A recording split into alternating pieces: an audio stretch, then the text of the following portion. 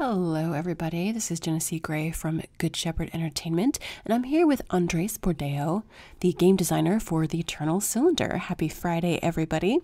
We are anxious to get into our stream to talk about destruction in the game.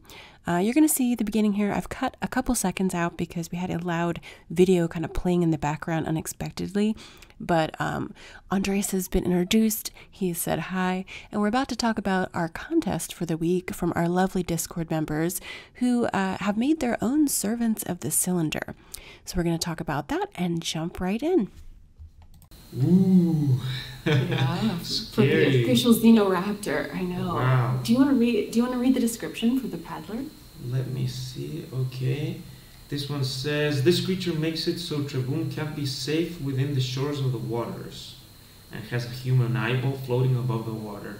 If I saw that thing close to the shore, I wouldn't get there, nowhere near that location. I definitely not swim if I was a Treboom and that was in the water. I love the design, it's super cool. And I like how he mixed different parts of like human parts and structures the same way we kind of did it for our game, so very neat. Yeah. Yes, I love these like little waves of activity on the outside too. It's very dynamic. Yeah. Nice. Good job, official Xenoraptor. Yeah, beautiful. Okay, so our second place person is Nintendo Nate with the Analyzer. Also creepy. Yeah, creepy. Yeah. Reminds me, I don't know why, maybe I'm too old, but reminds me of the Addams Family hand. Thing, that's what's his name. Yeah, me too. Do you want to read about the Analyzer for people? Yeah, it's called the Analyzer. Small servant is smaller than the size of a witness and crawls around instead of flying. Yet, ability to climb trees makes it pretty hard to find, but if a Treboom has a perceptive eyes mutation, that Treboom could easily see the servant's image captured module. Yeah, it's really cool, and actually that mechanic that about climbing trees is something that we discussed at one point in the game when we were developing creature ideas and also kind of a navigation stuff for the Treboom. So he's spot on with some of the mechanics that we were thinking about early on. Ooh, nice. Okay, so our third place winner is Shattered Reality with this very stealthy looking, sort of humanoid looking creature called someone here is a fan of the game from Shadow of Chernobyl. Stalker game. Yeah, okay. Reminds me completely, I saw the image and it made me think of this game from Eastern Europe. I love it. Alright, you would tell people about the Stalker? Yeah. Caves aren't safe anymore with this cloaked servant. When it spots its prey, it will run towards them at very fast speed, hacking at it with its blade-like hands. Ouch. Ooh, that's a very menacing character, and it's curious because it's also looks kind of like humanoid. So it's got a six-pack. It's got abs. Yeah. Frightening, but in shape. I wonder if he's a regular sized human or like any other of the servants. He's like massive in size or Yeah, I don't know. Very good, guys. Yeah, this is super cool. Really hard to decide. Really love that. Yeah, there were a lot of great choices, and honorable mention will go to Ceramis for their creation, The Worker, which is the uncovered animations besides. Okay, so now it's time to jump into some cool stuff in the editor and the shaders. I'm going to toss questions at you just to make it extra complicated for you to explain.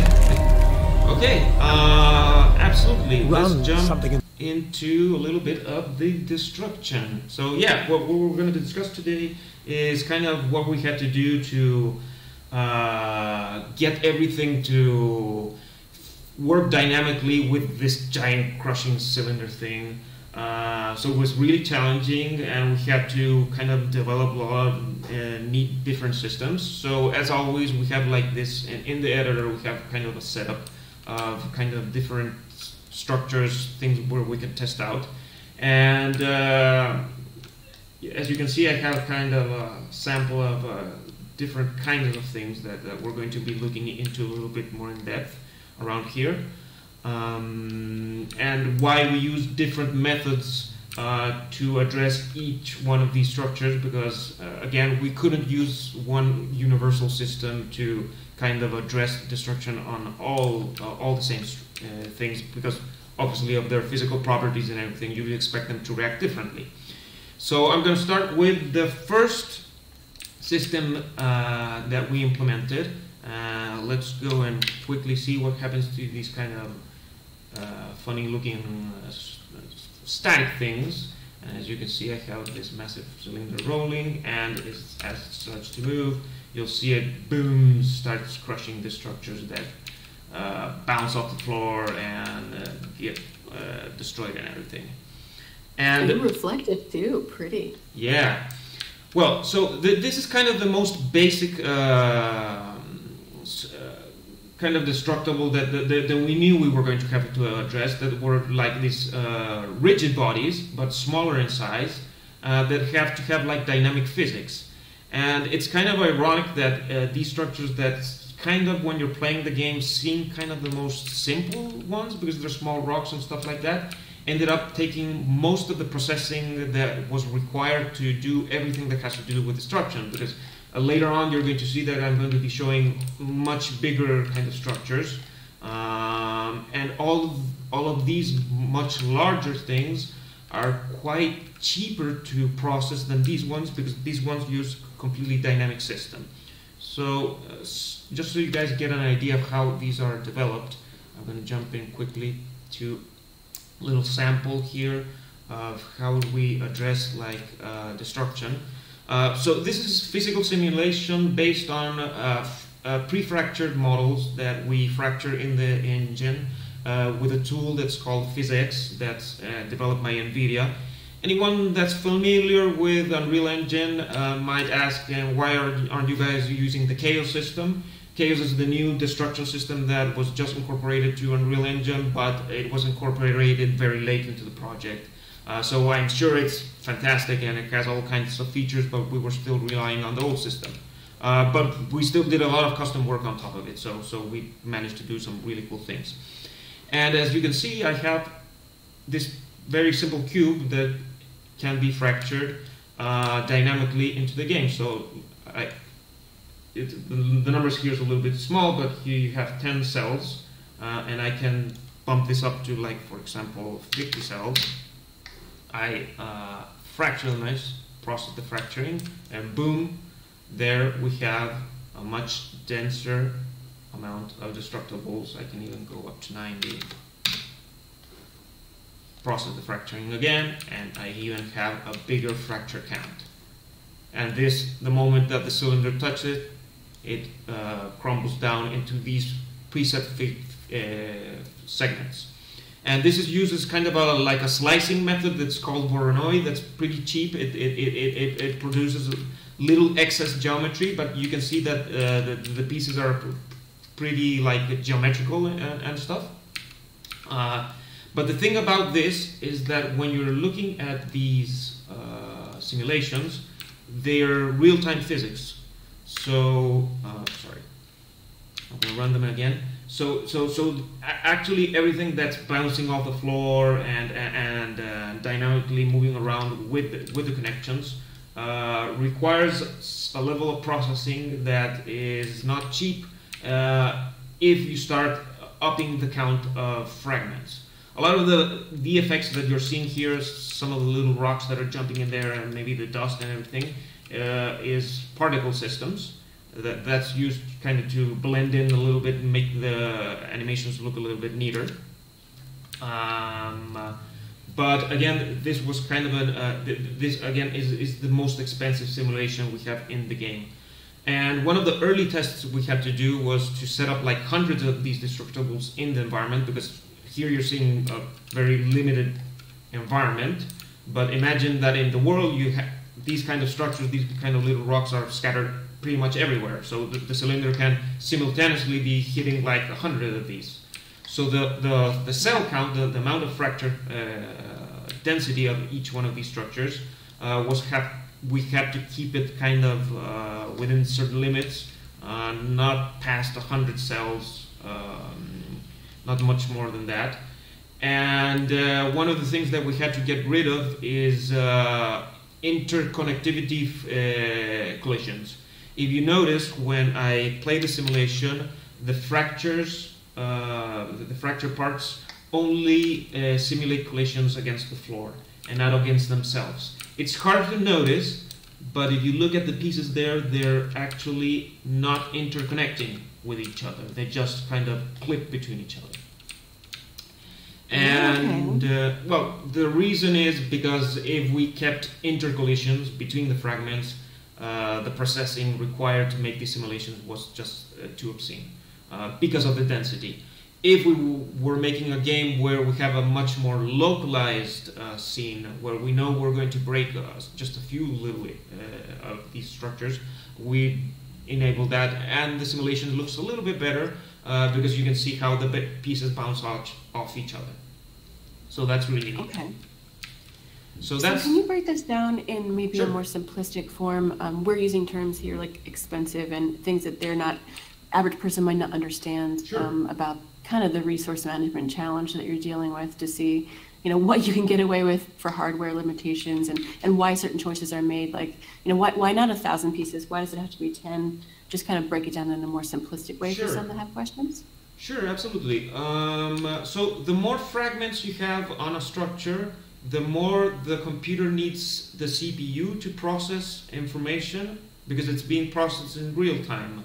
So each fragment, let's say, it has an associated cost, and if we start stacking up that cost, at a certain point the CPU is just gets into kind of a bottleneck, and the frame rate starts dropping significantly. So you can be playing the game, and you start seeing the cylinder will start rolling on stuff, and you'll start seeing how the game starts looking a lot more choppy.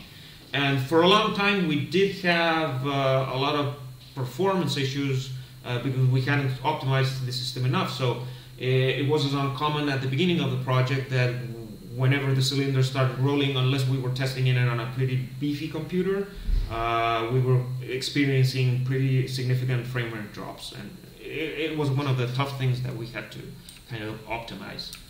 So that's why when these things kind of break up, you can kind of see the individual pieces, you can distinguish them. Awesome.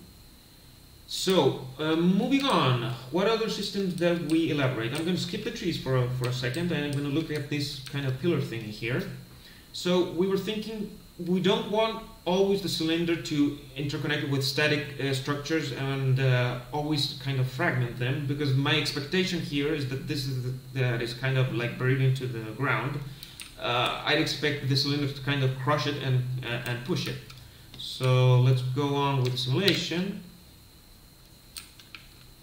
And you'll see here that as the cylinder, well, it's a little bit slow, so let's see if I can get it.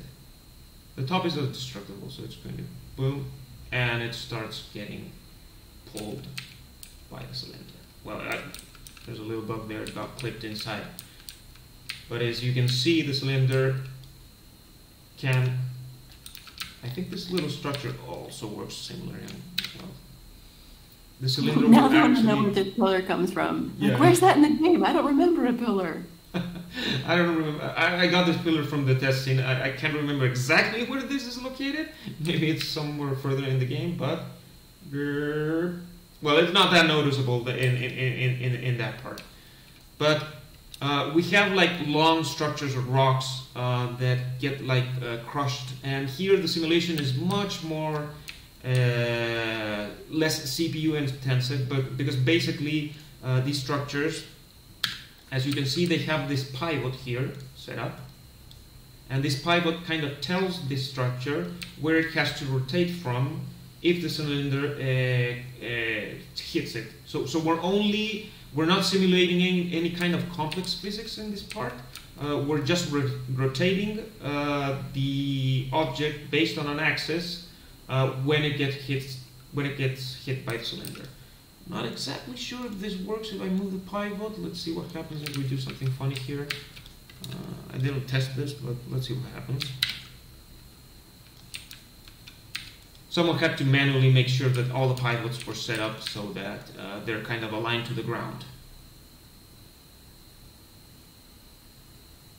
And yet there it's doing this kind of weird thing. As you could see, it rotated much more from the top, and it looked a little bit off because, again, the pivot point of this is pointed at this location. So again, a lot less CPU intensive. Now you can think that we'd want to use a similar system to address kind of trees, but when we started looking at trees, we thought, but trees in reality is actually a lot more soft. It's not that static. It's not like a piece of a brick or cement that it can bend a little bit. So we thought, what system can we incorporate the kind of features of those traits? So I'll go quickly and make a simulation here, and you'll see that the way trees get crushed looks a little bit different in this system. Let's see if we can have. You're going to even look at the individual branches that start getting pushed in, and you can see that it starts to bend before it falls. So it doesn't look as static. So to get this to work, we had to do some neat things. First of them, we had to set up some of the structures of the body to be soft. So actually, there's this cool shader that Edmundo worked on, that if you look, I'm kind of cheating here, but if I move the tree into the cylinder, you can see that the branches automatically kind of like stick to it. So as the cylinder moves in, the branches kind of get like squashed at the cylinder, which is really neat. It kind of contributes to the sensation that it's getting crushed. And unlike this other structure here, which is a static mesh, which is the most simple form of geometry, these are skeletal meshes. They have like an actual skeleton beneath, and they play animations that kind of synchronize with the cylinder when the cylinder is moving on top.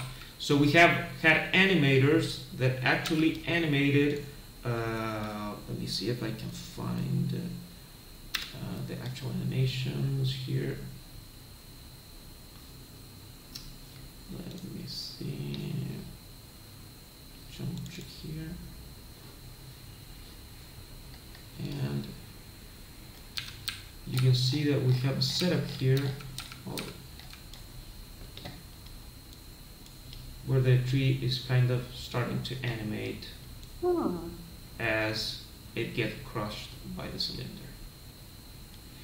And if you see in this little rectangle here, we have 4 cardinal directions, which is east, north, south, west, because we need trees to be able to be crushed in every direction. Because trees can be rotated in the game in different orientations, so we can't use the same animation at every specific crushing point. But if you're thinking if we have exactly 4 cardinal directions, that means that there's something that we had to do with trees that it's a restriction. I don't think anyone noticed it in the game, but trees can only be aligned in 90 degrees snaps. We can't have a tree that's angled in 45 degrees, because if not, the crushing dynamic would not match with the cylinder. It kind of would look off. So that was something that when we placed them, they automatically snapped to their closest, like 90, 180, 270, or 0 degrees. And the other thing that we had to be careful about trees is that if I do this is a big no-no in the game, because since trees actually don't talk with each other when they're being crushed, they don't know about it, we don't want trees to start clipping into each other. So as you can see, the ones that's selected over here, when it starts bending, it's going to clip into the other tree. Let's see if that happens. So then you have to create some kind of code that says never ever put a tree in front of another one? So it wasn't code, actually. It was the level designers had to be very careful that whenever they place a tree, no matter in what direction it bends, it will never collide with another tree. We can still have pretty dense formations, but this means that whoever's designing the environment just has to look out for the possible orientations so they don't clip with each other. When you start adding the level, the trees into the levels, you kind of get used to the formations that are required. This kind of grid structure where it's aligned kind of in an offset that prevents this from happening. They're asking, and this is probably another resource-based question, but they're asking how you know where to stop when you're doing things like, for instance, these trees could have all of the little fruits pop out and fall on the ground when they fall, or the pillow could crush into 100 pieces. Like, how do you make the decisions on the destruction and what that will visually look like? So that has to be, we monitor things with tools that are presented by the engine, and so we're seeing kind of how much CPU usage we're having with the structures that we create. We'll probably create a scene that only is limited to that very own kind of structure, and first start optimizing it and then see how it starts behaving when it's instanced many times into the environment. So it's a matter of kind of doing a lot of back and forth with engineering teams, seeing where we can make some certain optimizations. One of the things from the trees is that they were originally existed as skeletal meshes within the environments. And even if they were not being touched by the cylinder, the matter of just existing in their skeletal mesh form was taking up too much resources, because that meant that we had hundreds of structures in the level that had all this kind of hierarchy with bones and stuff like that. So trees will actually spawn in like static meshes, and they will change to their skeletal mesh the moment they get touched by the cylinder. And whoever asked the question did make a very good point that one of the cool things that we did do is when the trees get crushed, they pop out all their like physics pickables. I think it's working here. Not sure. Let's see. But that was something that we managed to incorporate into the simulation. Let's see what happens here. I'm going to start throwing questions at you that have nothing whatsoever. No, it's not happening. Something weird happening. But SMJ James asks, how long are the Chihuahua? Like, if you laid them out, how long do you think they are? Whew. I'm actually the creator of the Chihuahuas, and I don't know. Did you see if they popped out? I couldn't see. The Chihuahuas, when I was creating these creatures, I was thinking whoever played Breath of the Wild and remembers the dragons that fly around the world. So I wanted to... Oh yeah, with the scales. Yep, yeah, with the scales. I was thinking that I want to incorporate something that was like really massive and you could see from the distance into the sky. So I think because they're kind of interdimensional creatures and they're popping out of these like gigantic like portals, you never get to see how actually long it is. So it's a little bit like also in God of War, this the giant serpent that's supposed to give it's as long as the circumference of the complete planet. Who knows? Maybe they're much longer than you actually get to see in the game, but we haven't delved that much into the fiction of that specific aspect. Okay. If a frozen skull and a tundra Tonglgrop fought, who would win? And this is assuming immunity from death by contacting the membrane. I don't know what that means, but assuming that they don't get thrown up on, I guess. Who would win? I can try to set that up here. Oh, no, really? I'll see if it works. This was part of my presentation, but who knows? Deathmatch, yes. Deathmatch. Yeah, the only thing is that I think the frozen Ska dies if it's not in a kind of a cold environment. So I think it's going to explode immediately. Let me see if I have blueprints here. That's amazing. Blueprints, creatures. No. Sorry. I can't find them. While you do that, I'll ask you more questions and you can take your time. They're really into Cube Elder and asking about Cube Elder. Is Cube Elder the oldest Elder?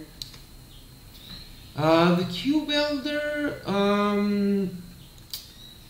he's actually one of my favorite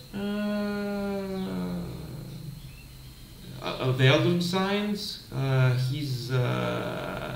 We wanted to make like a big variety of like these massive, different looking Traboons.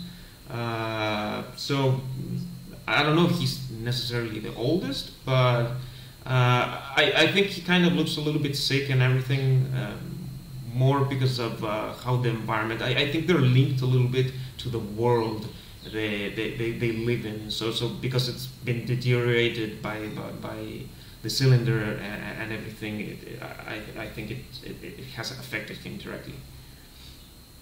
They also think that he has red eyes, and is that a mutation or maybe about what you're saying? I don't remember if he has red eyes. I mean, all of these could potentially have mutations. It could be. I think also the elders, when they exist in this world, they kind of, like maybe the smaller Traboons, they kind of incorporate certain of the features or mutations and make them more permanent. So maybe that eyesight gives him some sort of advantage that he decided to stay with, and it just becomes a part of him for later. Okay. I'm giving you time to look this up. If you don't want to do it now and you want to save it to the end, you can come back here's to the the question. melter. Let's put a melter here. They have other names, so that's why I get confused because I kind of forget the names of these things. This small melter, double flyer heater. Also, they're really creeping on the editor that you're showing with all the images of creatures and like looking at the creatures to see if those are new creatures that they did not know about. So I'm gonna take that away then, so no one figures out from the list kind of things that we have here. Let me see. While I look for him, let's see if he runs away. Let's see what he does while I'm looking for the... there it is, the other guy. Nope, he's just standing there. He's gonna get crushed. Watching the end come. Sorry. So slowly. So slowly. No. Okay, here's the other guy. Let's see what happens. Okay, We're gonna have them facing each other, and let's simulate. Hello. No. They decided to just stand there. No, we're both gonna watch the end come and not do anything. What are you doing? Best friends forever, man. So the thing is that they're probably not reacting accordingly because this level isn't set up for actual characters to move, because they have to have pathfinding kind of built into it. God, yeah. Yeah, you wouldn't want them running away while you're just trying to test their destruction. Yeah, we could only crush them. That's the best we could do. Sorry about that, guys. I know you guys wanted to see a fight. It's so interesting to see their size comparisons. Yeah, but actually it was pretty neat. But as you can see, we got a little bit ahead of the presentation, and you can see that we also had to think about how we align creatures when they get crushed, and they have to play animations. It's kind of a similar system to the trees, only that we rotated them in a specific direction, and they play their kind of crushed animation. So I'm gonna get rid of you two guys here for now, and I can jump into the next structure. Speaking of soft surfaces, this is kind of just a little detail, but something that we also wanted to have kind of on surfaces. If you look closely at the surface here, when it starts getting crushed, it also has kind of forget about the shifting texture, because because the floor is not supposed to be shifted. That's why it looks kind of weird when I move it. But as you can see, when it approaches the cylinder, it kind of picks up a little bit and kind of deforms. It's going to be a little bit more evident if I just go ahead and put play here. And you'll see at the very contact point how kind of the dirt starts escalating a little bit just before it gets kind of crushed there. You can see kind of a little shockwave there effect right before it goes underneath. So there's a lot of little dynamics tweaks that we wanted to make sure that anyone who's kind of focused on looking at the destruction can see neat dynamics occurring into the world. Now, one of the things that I've never seen anyone ask is what happens if you try to go under the cylinder. Because that's actually something that we have to take into account, because the cylinder can move in spaces where this can happen. Oops. What happens if I'm a Trebum and I go, hey, and I let the cylinder roll on top of me? Because there are canyons in the game, there are areas that go even below kind of our zero level, which is what we consider the cylinder kind of the zero height. So we have to elaborate a new system. I'm going to do a little play from here.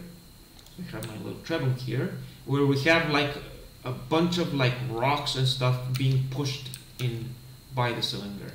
And as it starts to take a little bit more of speed, you can see that all those boulders and kind of mass that's getting pushed around is actually being pulled towards me. And we have simulations of little rocks that fall on this floor and generate like impacts and everything. So whenever you're at certain lower level, this very kind of secondary cylinder, that's kind of all of the mass of thing that's getting pushed, is actually being simulated here. Doesn't have too much to do with destruction, but it was something that we did have to take into account with effects and stuff.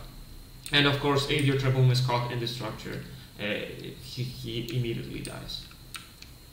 This will answer their age-old question. So RIP guys, now you know the elders are not going to make it. Just because they're underground, they're not going to escape the cylinder, neither will your Trebum. Yep. So you can get an idea of what's going to happen there. So one of the other things that we have to do, going back to the simulations of static structures, so we know we can break down things into like individual pieces and make simulations with physics, and we know we optimize it as best as we could. But what happens when we have something as big as this pyramid, or this giant platform, or this other massive structure? This is comprised of pretty much thousands of pieces. If we fragmented this with dynamics into like 100 pieces, the chunks would look ridiculous. It would look out of place. So we knew we had to create a system that was actually very different to how we simulated other things. So we were thinking, how can we bake a simulation? By baking, I kind of mean, how do we record a simulation so it's not processed in real time, and we bring it back to the game and just play it? Let's see quickly how this looks.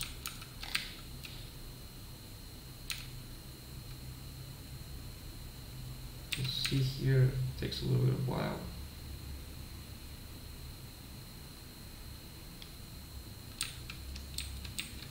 As you can see, the amount of individual pieces on these structures is much more massive. Let's look at it from another angle. It's a little bit cooler. Oh, wow. This was actually one of the hardest things to do for destruction simulations. It took us a bunch of time to get this done. As you can see, they actually bounce off and break. And well, all the particles and the smoke that comes up really helps. There's a little bug there, something showing up that shouldn't. But. And for this... Sorry. Yeah, go ahead. Then if you have any specific questions, just jump in. Yeah. Blue Critter Games asks, since the game world is endless, how far from the player does visible destruction reach? That's a very good point. Actually, we do have to kind of simplify destruction if it's at a certain distance. And if an object is too small so it's barely visible in the screen, at certain distances we just don't simulate the destruction. Because even with all the optimizations in place, the amount of tiles or the view that you can see all the way to the horizon, it just covers too much dynamic scenery.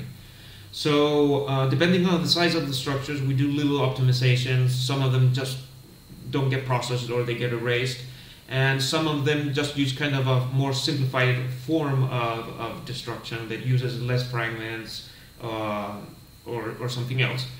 But these towers and these structures always require to have a certain level of destruction that's high quality, because no matter how far you are, if a tower is in the horizon, you're going to see it. So favorite destruction. Yep. So as you can see here, I'm in another editor. This is called 3D Studio Max, which is an authoring tool which we can create 3D models and all sort of things. And here, as you can see, I can start moving this timeline, and you'll see how this massive tower comes down into thousands of individual pieces. Actually, this tower here, you can see here's the fragment count, goes all the way up to almost 4,000 individual pieces interacting with each other. Let's go and see if I can find, there's the piece 4,000, and that's an individual piece. What do the colors signify? So the colors are actually texture coordinates. For example, when we texture this structure, let me jump back quickly into the, I have a tower here. We have materials applied to this. So for example, we have like the lighter brown concrete and the darker one. So from here, we know that everything that's in lighter blue is one material ID. The darker one is another darker one as well. And those little green patches there are kind of like these blends, where there's these little parts here that kind of added a little kind of a more weared out effect. Ooh. And the orange is the interior, because the interior fragments have to use another like material ID. So all this system here, once it's simulated, just fragmenting this and setting up the scene is a ton of work, and it was super unstable because it requires so many memory that we actually experienced one of the hardest things was able to process this amount of data without having the computer crash. But the simulation for this destruction that is as high quality as it can be, because if you notice here, we do have intercollisions. The fragments do weigh in on each other and push each other off. But this simulation here, which is already baked, before baking it, it will take about a good system like an hour or two to just process this information. Now the thing is, how do we capture this and bring it back to the game? And as you can see here, I'm pulling the slider, and it looks kind of choppy. It doesn't look as fluid as it looks in the game. It's still pretty taxing on the computer to be able to process this amount of information, because every single piece coordinate is stored in every single frame, and even if it's baked, it's still a lot of information processed. So once we have this, we created a tool, the engineers created a tool that it transforms all the movement information into a texture. So if I jump back into the game, let's look at this. And I'm going to go back into here. And this really weird looking image that looks like a modern painting or something like that.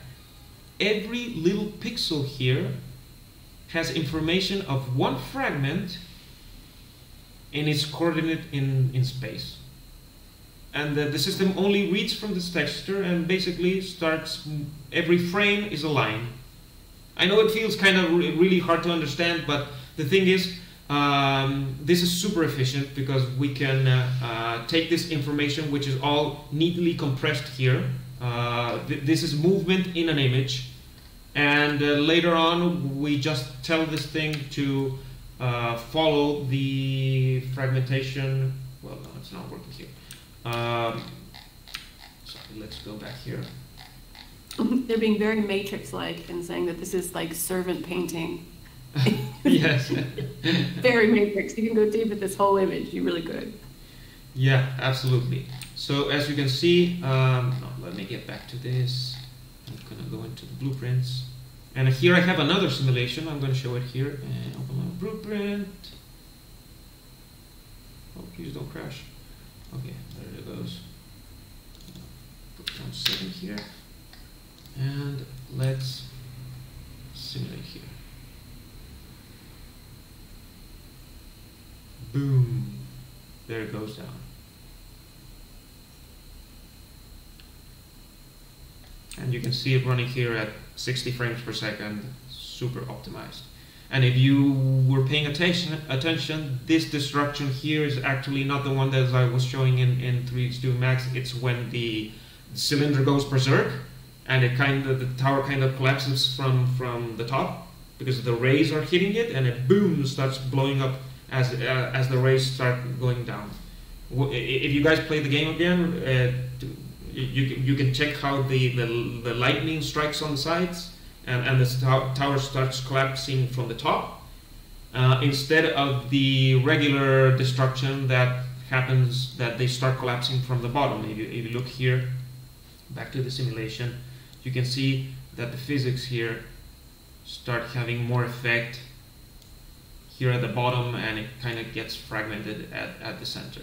It's really fun setting up these things because as you're setting them up, you kind of see how it would break if it was a real object. So it's fun to play around. It's a little bit frustrating because it's a lot of tinkering, but I'm super happy with how this turned out. I've seen little games that have this level of simulation, at least in Destruction. Yeah, it's beautiful. So that's pretty much everything that has to do with massive structures like these over here. But what about these other structures that kind of don't fit into any other group? Because they're not, you wouldn't expect this giant avocado tree to kind of fragment like a static mesh. And it's just too big to use the system that uses that were mentioned on the trees, and also the Great Gar. We just can't move on top of it. It's way too big to get crushed under the cylinder. So I'm going to make a little simulation here. The Great Gar is going to show up here. He's going to do kind of a Michael Jackson moonwalking there. Okay, I see it. And oopsie, he gets pushed on top, and bye-bye. I see, so we go over top. That's he goes over the top. So we had to have, we had to incorporate these kind of dynamics. I'll show the avocado tree now. Kind of. That was one of the biggest comments during beta, was the avocado trees, destruction with the cylinder. Yeah. This one also has to kind No, of... guys, it does not survive being crushed by the cylinder. Going Yeah, over sorry. it does not save you. Boom! And there it goes over the top with a similar system. As you can see, the root also gets kind of pushed back and kind of crushed. We also have some great cars in the game that get crushed under the cylinder. There's some special cases, so if you see one of them get crushed under the cylinder, we did set up some of those cases. But this is the most kind of common case. And you can see some kind of funny things in this kind of test environment. You'll see kind of the avocado tree kind of floating away in a very like silly form. Let's see if we can get that to happen. Just to clarify for chat, the animals do run away in game. They're just standing here for the editor. They would run away from the cylinder if it was coming for them. Yeah. There goes the avocado tree. Bye bye. Pretty much we just have to get it out of the scene. So we know that because players aren't actually, because again, everything you're seeing here is from a flyby camera, but if I'll just show you how it feels to see these interactions standing from the Trebon's kind of point of view. It looks completely different. Like when it rolls over, how does it disappear? Does it disappear behind it once it hits the ground, or how does it go away? We probably process it for a while just to make sure that the camera will not. You won't see the pop out in a way that it doesn't look too good. I think the animation here is a little bit desynchronized in this level. It looks a little bit better in the game. Yeah, we just pop it out, erase it from the scene whenever you just can't see it. Because as you can see, it looks really massive, and it's really impressive to see these things within the scale of the game. Same here. Looking at the tower kind of collapsing on top of you. It's really neat to stand next to this like massive structure and see it kind of break down on top of you. In the game, if you're close to this part, the chunks actually do can kill the children.